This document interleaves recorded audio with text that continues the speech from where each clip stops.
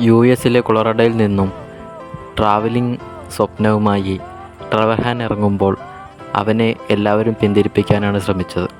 കാരണം ഗ്ലോക്കോമ ബാധിച്ച കണ്ണുകളുമായി എങ്ങനെ ഈ യാത്ര തുടരുമെന്ന് എല്ലാവർക്കും ആശങ്കയുണ്ടായിരുന്നു.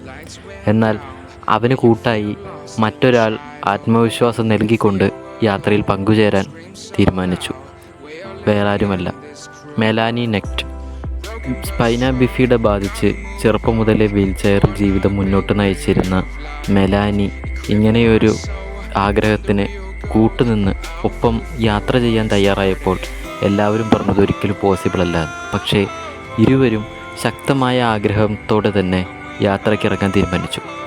മെലാനി ട്രെവറിന് കാഴ്ച പകരുന്ന കണ്ണായും ട്രെവർ മെലാനിക്ക് ഏത് കാടും മലയും കയറാനുള്ള കാലുകളായും യാത്രയിൽ മുന്നോട്ട് തന്നെ കുതിച്ചു.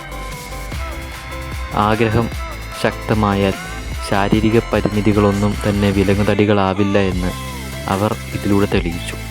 അവരുടെ യാത്ര തുടർന്നുകൊണ്ടിരിക്കുന്നു, ഇനിയും മുന്നോട്ട് പോയിക്കൊണ്ടിരിക്കുന്നു.